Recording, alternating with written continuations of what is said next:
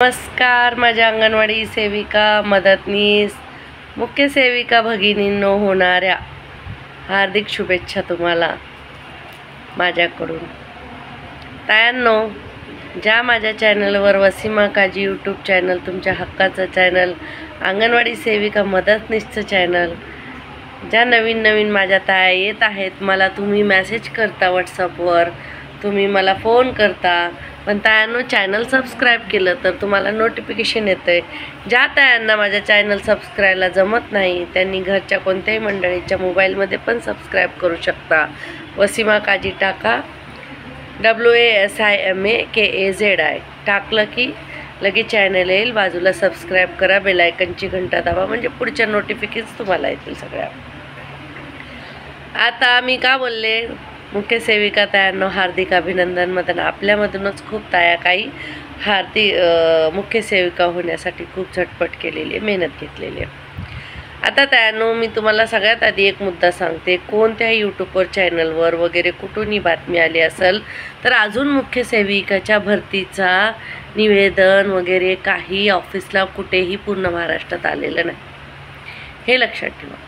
जर कोण बोलत असेल तुम्हाला मुख्य सेविका बनवतं, हे करतं ते करतं, असं काही नाही। सगळ्यात आधी भरत्या कशा होतात ते बघा। आणि दुसरं सगळ्यांनी सांगितले की 45 वर्षाचं वय 50 मागून घ्या सरकारकडून, पण सरकारने GR काढला आणि त्या GRमध्ये सरकार काही बदल करणार नाही असं त्यांनी स्पष्ट सांगितलं आहे। आणि दुसरं म्हणजे 90 दिवसात ह्या भरत्या होणार आहेत सगळ्या। कोणत्या मदतनीस सेविका आणि मुख्य सेविकेच्या। संघटनेनं खूप विरोध केलेला आहे, जागोजागी धरणे करत आहेत, पण हे सरकार दिल्लीपासून गल्लीपर्यंत आपलीच मनमानी करत आहे। त्यांनी याच्यावर काहीच GRवर उत्तर दिलं नाही, कारण आमच्या खूप भगिनींनी कष्ट केलेले, आम्ही हा मुद्दा मांडला। सगळ्यात आधी बघा, माझ्या प्रकल्पामध्ये कशी भरती झाली मी तुम्हाला सांगते। आणि पूर्ण महाराष्ट्राचे फक्त वेगवेगळ्या वेळीस वेगवेगळे लोकांना भरती घेणार आहेत, पण नियम सारखेच असणार आहेत सगळ्यांसाठी। तर पूर्ण महाराष्ट्रात भरत्या सुरू आहेत।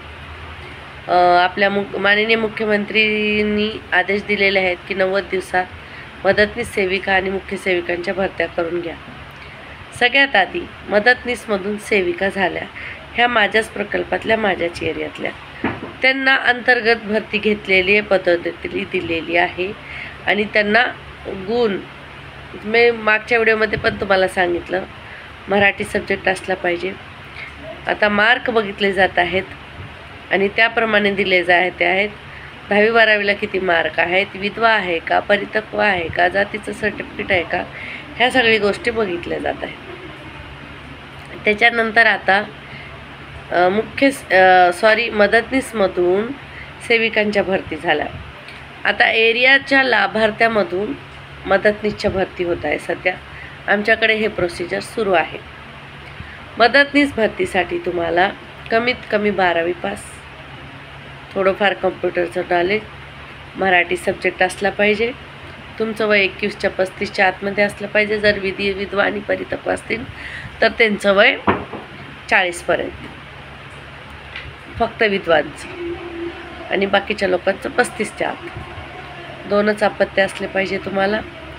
आणि आता ह्यांनी एरिया न ठेवता शिक्षणावर आणि मार्कावर ठेवलेले आहे, तुम्हाला किती मार्क आहेत। जर ती स्त्री विधवा असेल तर तिचे मार्क वेगळे आहेत, परत ती अपत्य तिला 2च असतील, आधी तर फॉर्म अपात्रच करणार आहेत, घेणारच नाही, जे क्रायटेरिया जे नियमात बसतं तेच घेणार आहे। सगळे नियम तुम्हाला माहीत आहेत तायांनो। मी फक्त माझ्या प्रकल्पातून भरती कशी झाली, कशी सुरू आहे ते सांगते। आत्तापर्यंत फक्त मदतनीसमधून सेविका झाल्या, त्या पण अंतर्गत आपल्यातल्याच। आता मदतनीसमधून सेविका न होता एरियातल्या बायकांना घेत आहेत, मुलींना घेत आहेत। मदतनीसमधून सेविका झाल्या, आता मदतनीसची भरती सुरू आहे। तर आमच्याकडे 30 ते 35 रिकाम्या जागा आहेत, 500-600 फॉर्म आलेले आहेत। त्याच्यामध्ये पात्र किती होणार ते, त्याच्यानंतर इंटरव्ह्यू घेतले जाणार त्यांचे, मग त्यांचे मार्क्स बघणार आणि त्याच्यामधून मग मदतनीस येणार, हे नक्की आहे। एकदा मदतनीसची भरती झाली की मग मुख्य सेविकेची भरती आहे. आणि मुख्य सेविकेच्या भरतीला पण त्यांनी जे नियम कायदा ठेवलेला आहे तेच आहेत. आतापर्यंत GR मध्ये काही बदल झालेला नाही.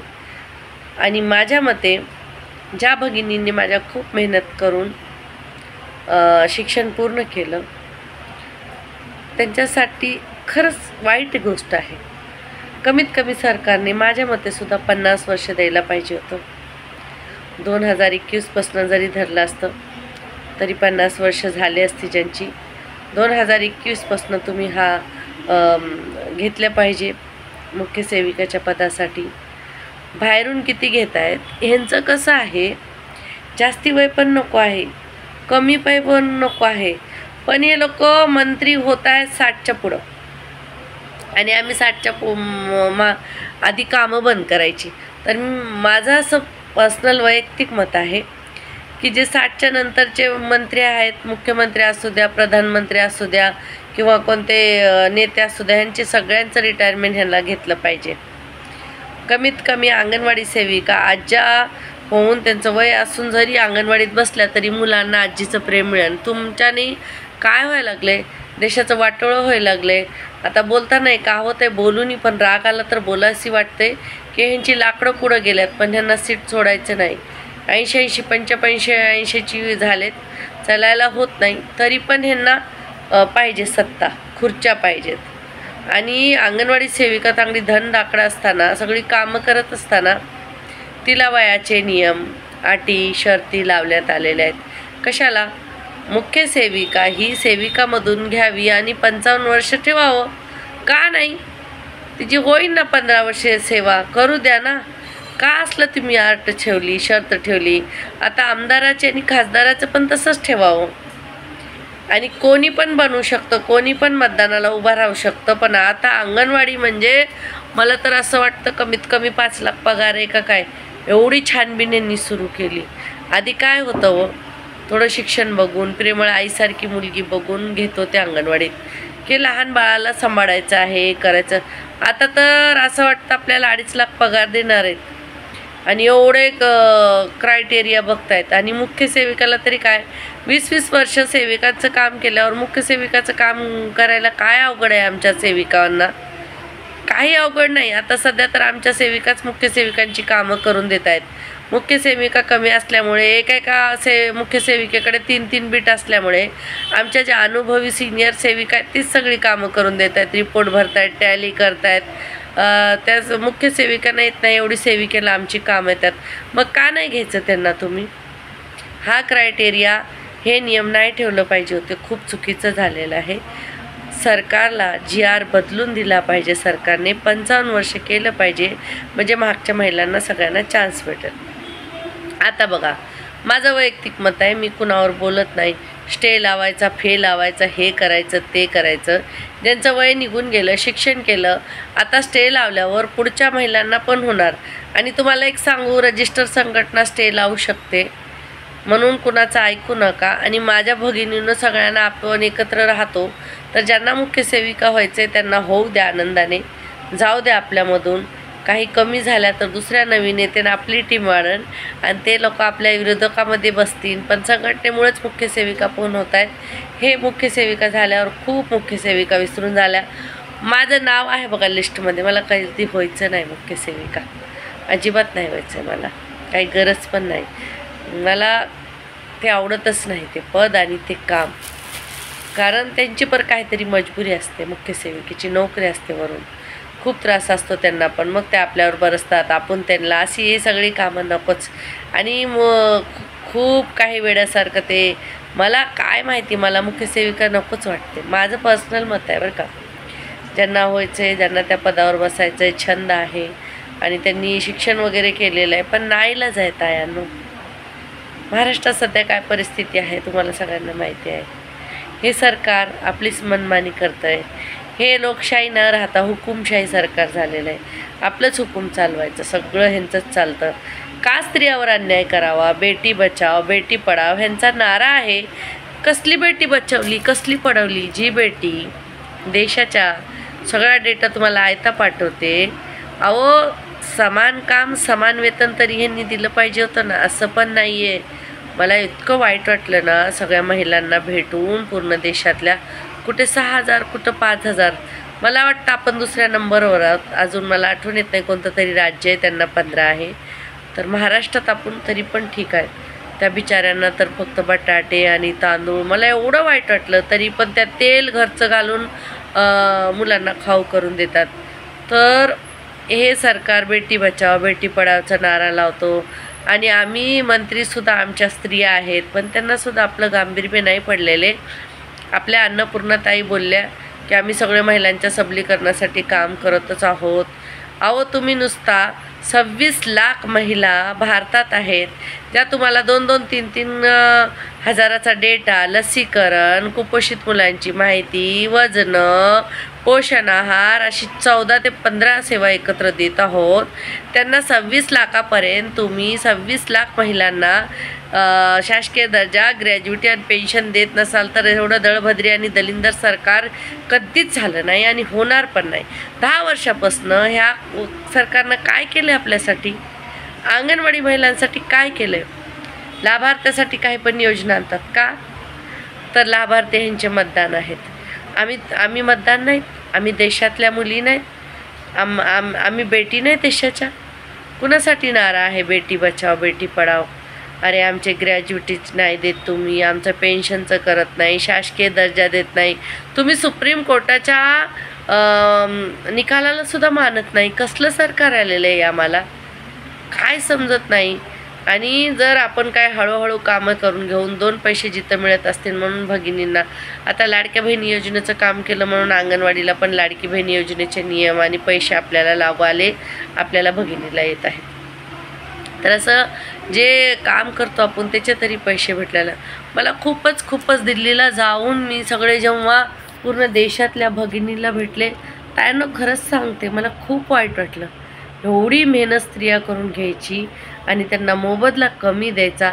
समान काम समान वेतन पूर्ण देशातल्या स्त्रियांना एकत्रिकडे. हे काय बोलतात की ह्यांच्या कितीतरी महिला आहेत, संघटना आहेत, एक मागणी पूर्ण केली की दुसरी मागणी घेऊन येत. अरे तुम्ही सरसकट बसून शासकीय दर्जा, ग्रॅज्युएटी आणि पेन्शन 3च करा ना.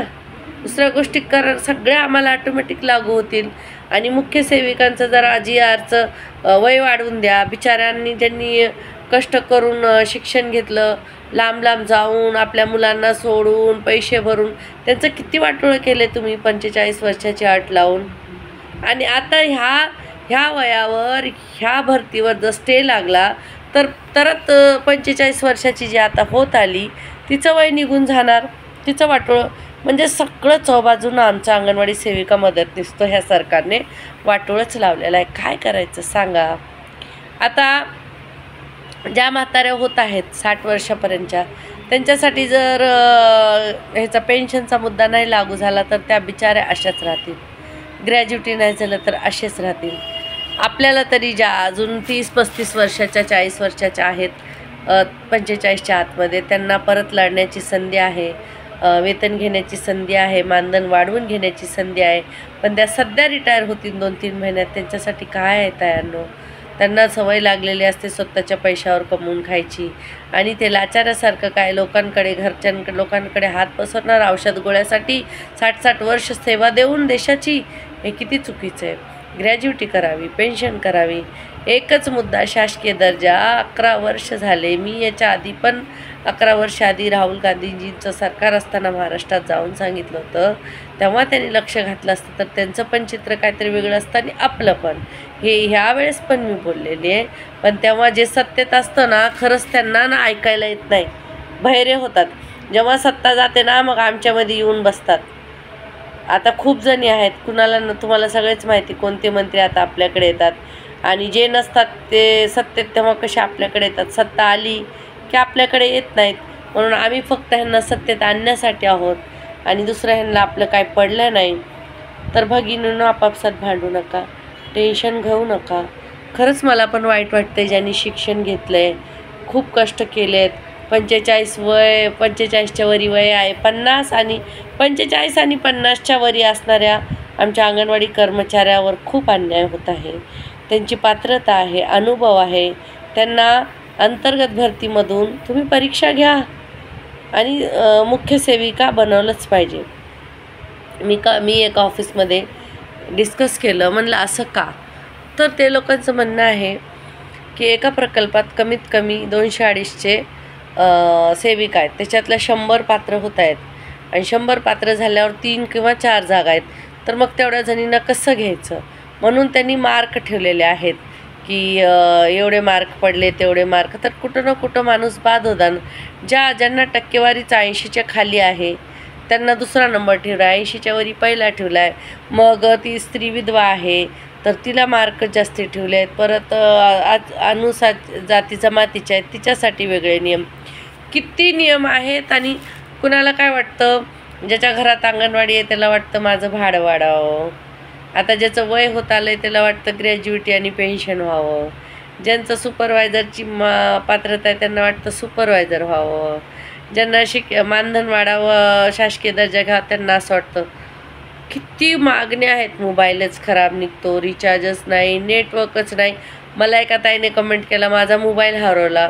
पोलीस चौकीमध्ये कंप्लेंट द्या आणि कंप्लेंट ठेवा आणि आपल्या पर्सनल मोबाईलवर पोषण ट्रॅकर डाउनलोड करून काम करा. नाईलाज आहे ताई. तुमच्याकडून हरवला आहे का? ते शासनानं किंवा युनियनने हरवून दिला का? नाही ना. मग आपली चूक आहे तर आपण तर आता सुधारावी. पर्सनल मोबाईलमध्ये करा. काय करू शकता आता? किती प्रश्न आहेत. मला तर दिवसातून एवढे फोन येतात, एवढे मेसेज येतात. माझ्या परीनं जेवढे होत असतात मी करण्याचा प्रयत्न करते. आता नवीन एक प्रथा निघाली आहे, सुपरवायझर मास्टरवरच्या मुलींना व्हिडिओ कॉल करून बघते. कशाला व्हिडिओ कॉल उचलायचा? काय गरज आहे तुम्हाला? तुम्ही अंगणवाडीच्या वेळेत त्या सुपरवायझरचं सुद्धा काम आहे की येऊन भेट द्यायची आहे.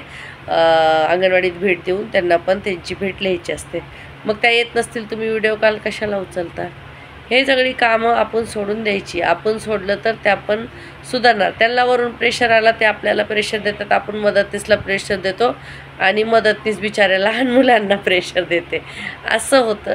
शक्यतो तशा माझ्या मदतनीस नाहीत, सेविका पण नाहीत. आपण बाळाला प्रेम करतो म्हणून पहिला मुद्दा हाच होता की त्यांना खाऊ चांगला द्या, त्यांच्या खाऊमध्ये सुधारणा करा म्हणून. तर तायांनो, हा बघा GRसाठी खूप प्रयत्न केलेले आहेत. सगळेच्या सगळे मुद्दे विपक्षासमोर ठेवले. सत्तेत असणाऱ्या लोकांना निवेदन दिले, मोदीजींना निवेदन दिले, रामदास आठवलेजींना दिले, चिदंबर पाल यांना दिले. अजून खूप मंत्र्यांना आम्ही भेटणार आहोत, निवेदन देणार आहोत. आता शेवटचं बघूया, 18 तारखेला पण बजेट आहे आणि तिकडे कुंभमेळावा चालल्यामुळे खूप गर्दी आहे गाड्यांना. 20 तारखेचा मोर्चा ठरवलेला आहे. बघू काय होतंय. आपल्यासाठी सकारात्मकच विचार करा. टेन्शन घेऊ नका. हे बघा, तुम्ही टेन्शन घेतलं तर काय ते GRमध्ये वाढवून तुम्हाला देणार नाही बाय. आणि जे स्टे लावणार आहेत ते तर लोक लावणारच आहेत.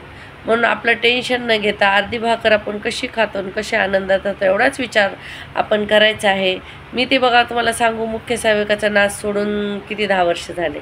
मला माहिती आहे ते काय होणार नाही आणि काय फायदा नाही. कारण आपल्याजवळच आहे, काखेला कळसान गावाला वळसाय. यांना काय गरज आहे बाहेरून भरत्या करायच्या? यांना काय गरज आहे एवढे नियम ठेवायचे? अरे जी एका मुख्य सेविकाच्या फोनवर सगळ्या बीटचं रिपोर्ट घेऊन लिहून टॅली करून तर तुम्हाला नेऊन देते, सगळ्याची संवाद एरियातलं चांगला साधते. मग तिला मुख्य सेविका न करता एवढे नियम कशाला ठेवलेत? फक्त हे पगारसाठी, पैशासाठी नियम आहेत. दुसरं काय नाही की जास्ती पगार आहे सुपरवायझरला, मग तिच्या परीक्षा कितीतरी घ्या, तिचे गुण घ्या. आणि हे बघा, तुम्हाला जर कोण बोलत असेल अंतर्गत भरतीमधून डायरेक्ट करते किंवा करते, असं काय होणार नाही. परीक्षा होणार आहे ते लक्षात ठेवा. म्हणून कुणाला काय 1 रुपयासुद्धा देऊ नका. परीक्षा द्या. जर तुमच्या नशिबाने झालं तर करा. नशिबाच्या पलीकडे पण आशीर्वादाने होतं. नशीब तर नाही चालत, तिथं आशीर्वाद चालतात. तर माझे आणि मी सगळ्यांना सांगेन की माझ्या भगिनी ज्या होत आहेत होऊन जाऊ द्या. कुणी स्टे पे लावाय नका. होऊ द्या. आपल्या भगिनी ज्या होत आहेत त्यांच्या इच्छा पूर्ण होऊ द्या. आणि जर तुम्हाला करायचं नसेल, काही लोकांना बघा काड्या करायची सवय असते. माझं नाही तर कुणाचंच नाही होऊ द्यायचं. ते तुम्ही बघितलं का? एक गोष्ट तुम्हाला सांगते. एक माकड असतो आणि एक चिमणी असते. चिमणी एवढं चांगलं मस्त, ती सुगरण चिमणी तुम्ही बघितली कधी? गावात बघा त्या विहिरीवरती लोक खूप चांगली खोपे बांधतात. माझ्या लहानपणाची खोपे मला आठवतात आणि खूप चांगलं वाटतं मला ते. समाधानी सुखी. किती छान ते सुगरण पक्षी खोपे बनवतात. मग पावसाळा सुरू होतो तर माकड झाडावर भिजत असतं. आपल्या पुस्तकात होते बघा लहानपणी ज्या गोष्टी माकडाच्या त्या. तर माकड भिजत असतं तर त्याला चिमणीताई म्हणते, अरे माकड दादा तू प्रत्येक पावसाळ्यात भिजतो, तू घर का बांधत नाही तुझं, नेहमी असंच का फिरत असतो. त्या माकडाला एवढा रागातला येतो, जाऊन त्या चिमणीचं घर तोडतं. अशा दुष्ट प्रवृत्तीची लोक आपल्यामध्ये पण आहेत. पण मला वाटतं असं कोणाचं घर तोडू नये, कोणाच्या आशा तोडू नये. कोणी जर मुख्य सेविका होत असते तर होऊ द्या. जे झालं ते विसरून पुढं आपल्या भगिनीला आशीर्वाद द्या, जाऊ द्या, त्यांना पुढं कमवू द्या, त्यांच्या इच्छा पूर्ण होऊ द्या. हे बघा पैसा आला आणि गेला, पैसे कमवणं खूप मोठी गोष्ट नाही, पण कुणाची इच्छा असते, स्वप्न असते, तेच पूर्ण हो. माझी पण इच्छा आहे. तुमच्या सगळ्यांचे जे स्वप्न आहेत ते पूर्ण हो, हे माझं स्वप्न आहे आणि ही माझी इच्छा आहे. आणि माझ्याकडून तुम्हाला काय मदत लागली, काय मी तुमच्यासाठी करू शकते, कमेंट बॉक्समध्ये नक्कीच कळवा. आणि व्हिडिओ आवडत असल्यास सगळ्यांना पाठवत जा. तर आता तुम्हाला सांगितले ना, मुख्य सेविकेची भरती अजून निघालेली नाही. घाई करू नका. आपल्याच ऑफिसमधून आपल्याच भगिनीमधली लिस्ट निघणार आहे. सगळ्यात आधी आपल्याला ती लिस्ट येणार आहे.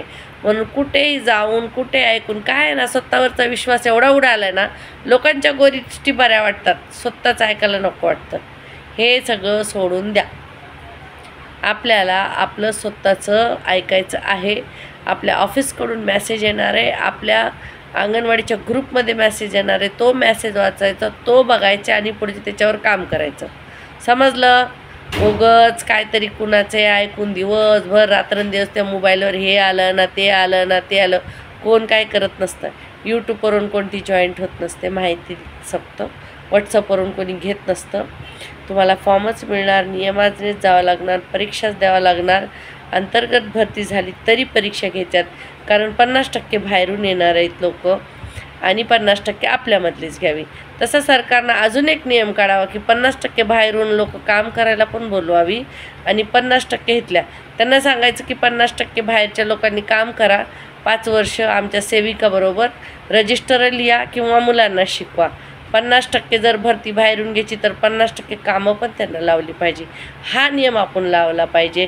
आणि आता आपण काय करूया, संसदेमध्ये आपलं कोणी बोलणार नाही. मी खरंच बघितलं तर मला अशी एक आयडिया आली, मी तुम्हाला सांगते की आपल्यामधली कोणी सेविका जर रिटायर झाल्या तर तिथं आपण इलेक्शनामध्ये उभा करू आणि पूर्ण आपलेच आमदार खासदार निवडून आणून सगळ्या आपल्या रिटायर झालेल्या अंगणवाडी सेविका मदतीसमधले 10-12 खासदार आणि 10-12 आमदार आतमध्ये बसले तर कसा बाजा उडवतील आणि मग मज्जा येईल. तर हा नक्की विचार करण्यासारखा आहे.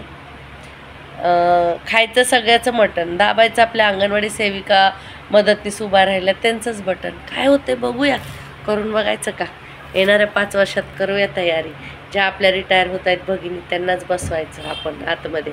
मग अंगणवाडीविषयी अंगणवाडी सेविका मदतीसच चांगलं बोलू शकतात, कारण रिटायर लोक इलेक्शनला उभा राहू शकतात. त्यांना काय मर्यादा नाही, 100 वर्ष झाले तरी उभा राहून. मला तर वाटतं कोणी गेलं वरी तरी त्याचा फोटो ठेवून ही लोक इलेक्शन लढतील का काय? अरे काय धंदे लावले, काय कुठं आणून सोडला आहे देश आमचा, काय चाळे आहेत तुमचे, कुणाला एडं बनवताय तुम्ही, काय करणार आहे शेवटी? किती मोठा सिकंदर असला त्याची खाक दिसत नाही, किती मोठा हिटलर असला कुठं गेला. खूप आले आणि गेले देशात, अंत खूपच वाईट आहे असल्या लोकांचा. म्हणून सोडून द्या लक्ष आणि स्वतःवर लक्ष ठेवा आणि आरामात राहा. बघूया आता लाडल्या बहिणीच्या हप्ता 8वा सुरू झाला, 9व्या हप्त्यापर्यंत आपले येतात का 50-50 रुपये, तेच वाट बघायची आहे. भाडं नाही अंगणवाडी केंद्राचं वेळेवर, CBचे तर घपला करूनच बसलेले आहेत सगळे. तरी सगळ्या खूप गोष्टी आहेत तायांनो, एवढं टेन्शन घेऊ नका. आपल्याला एवढ्या समस्या आहेत की आपल्याला वेळच नाही दुसरा विचार करायला. किती लोक डिप्रेशनमध्ये टेन्शनमध्ये आहेत, खायला आहे, प्यायला आहे, गाड्या आहे, बंगलेत, पण मनाला सुख नाही. आपल्याकडे सरकारने एवढे प्रॉब्लेम दिले ते सोडवता आपल्याला आपलेच प्रॉब्लेम कमी वाटतात घरचे. बरोबर आहे का नाही? आणि नक्कीच विचार करा तुम्ही.